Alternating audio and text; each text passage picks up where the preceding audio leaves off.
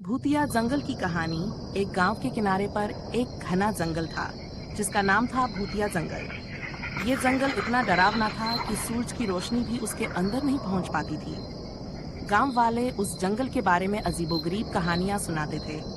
कहा जाता था कि जंगल के भीतर एक इस पुरानी और वीडियो में आगे जर्जर बढ़ने से पहले चैनल को सब्सक्राइब करें ताकि नए नए वीडियो आप तक जल्द से जल्द पहुंचे।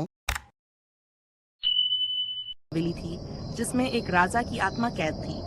कहानी के अनुसार राजा अपनी मृत्यु से कुछ दिन पहले इस हवेली में किसी संत का आशीर्वाद लेने गया था, लेकिन वह कभी वापस नहीं लौटा और उसकी आत्मा वहीं भटकने लगी। अर्जुन का आगमन। एक दिन गांव में अर्जुन नाम का एक साहसी युवक आया।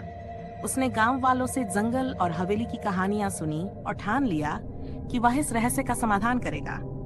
उसने अपने कुछ साहसी दोस्तों को साथ लिया और जंगल में जाने की तैयारी की। भूतिया जंगल का खौफ। जैसे ही अर्जुन और उसके दोस्त जंगल में प्रवेश करते, उन्हें अजीबोगरीब आवाजें सुनाई देने लगी। ठंडी हवा उनके कानों में फुसफुसाने लगी और पेड़ों के पत्ते जोर से सरसराने लगे। लेकिन अर्जुन और उसके दोस्तों ने अपनी हिम्मत नहीं हारी और आगे बढ़ते रहे। रहस्यमय हवेली। रात तक वे हवेली तक पहुंच गए। हवेली से अजीब सी रोशनी निकल रही थी। अंदर कदम रखते ही उन्होंने देखा कि हवेली का मुख्य हॉल के सी रोशन महफिल जैसा लग रहा था। हॉल के बीचों बीच एक पवित्र अग्नि जल रही थी।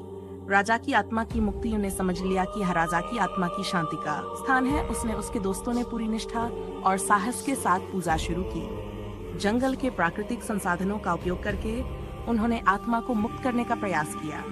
पूजा समाप्त होने के बाद राजा की आत्मा प्रकट हुई और अर्जुन तथा उसके दोस्तों को आशीर्वाद देकर मुक्त हो गई।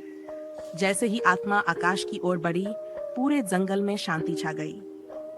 गांव की खुशी। जब गांव वाले इस घटना को देखने पहुंचे तो उन्होंने देखा कि जंगल का डरावना रूप बदल चुका था।